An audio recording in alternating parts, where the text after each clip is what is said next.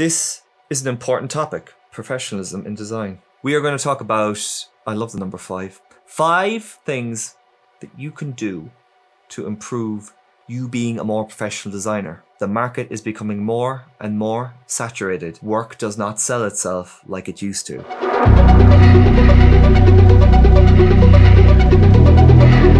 Just to note here, I've made all the mistakes that I'm going to point out in this short video. Okay, number one is get more business savvy. And this is even if you're not a freelancer. This is so important. We as designers have undervalued ourselves for too long. We need to start realizing we are a business. If you want to be an artist, go be an artist. If you want to make a decent living and, maybe one day support a family, maybe one day be one of the supporters in a family, you need to get more business savvy. You need to realize how to sell your services. What's business insurance? What's an accountant? What do they do? Why do I need an accountant? What's B2B mean? How should I do my day rate? Understanding your rights is so important. What are your rights when you're working full time? What are your rights when you're working as a freelancer? Should you use a contract? Of course you should use a contract. You need to position yourself as a business and someone who is confident and certain that they are a business, because you won't be taken advantage of. You'll be paid fairly. Please don't sound too much like a motivational speaker. You're scaring me. But realize that we need to solve these problems, and we're only going to solve them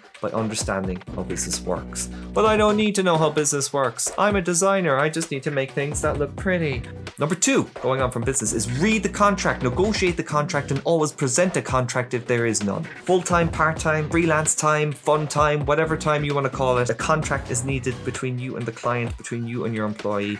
Read your contract. Some of the things in these contracts are terrifying, and it's important to value yourself. Don't say, oh, no one reads the contract, it's fine. Don't be that young, naive designer who signs something and then they ask for it in work and then they're told no, but it's here in the contract. And people will use things like, oh, these are only formalities, and it's your legal document to say, you can't treat me like this, you owe me this much money, you can't fire me like this, it's unfair. And it does happen. It does happen. Number 3, you are not your work, you are there to solve a problem. We all want to make cool stuff, but sometimes it's just not needed. The budget isn't there, the time isn't there, just get it working. People will love you more if you make it work for them. And then you can eventually make the cool stuff. Number 4, avoid free work as much as possible, especially if you have at least 1 to 2 years experience as a designer. You should not be doing anything for free. I say that in an ideal world. We did the free work video, go refer to that, but it is important. Number 5, and this is a bit of a chunky topic, learn how to sell and don't be afraid of confrontation. What do I mean by this? We're going to break this down. This is a bit of a chunky 5. The client only cares if the design is working. They don't need to like it aesthetically. You don't need to like it aesthetically. It just needs to work. Is this working? Is the ideal question. Do you like it?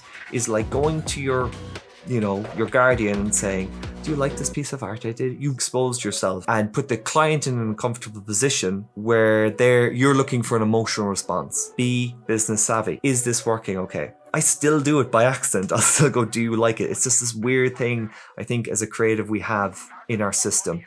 Now, if the client comes back and says, this isn't working, we need this change, we need that change, we need purple everywhere, and purple is nowhere in their brand guidelines, do not just say yes and change it to purple.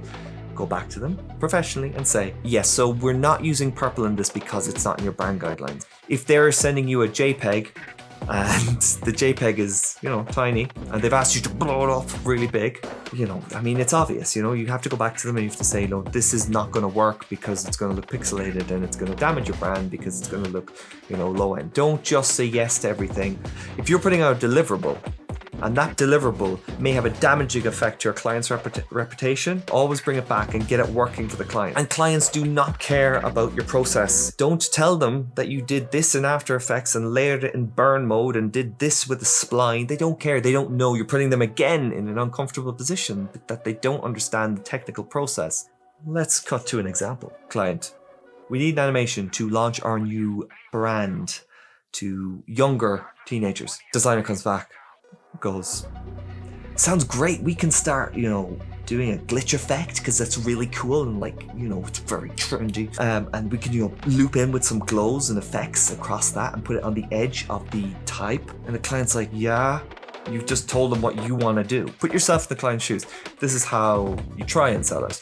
Sounds great. We can drive awareness with on-trend graphics. Look, this may not be something you've done before. We can get you some examples over, but we need something with an energetic and dynamic flow that's trendy to young people and grabs their attention and kind of like embeds within the youth culture. That will really sell it to the client. You need to kind of excite people about what you do. You love what you do, right? Excite them, but from the perspective of the client. Clients don't understand the technicalities. That's why they're coming to you. You don't need to confirm you're doing the right thing to the client. You need to tell the client you're doing the right thing. Remember, you're the expert in your field, and that's why the clients come to you. That's why people come to you with these design problems. Don't shy away or feel unsure about yourself.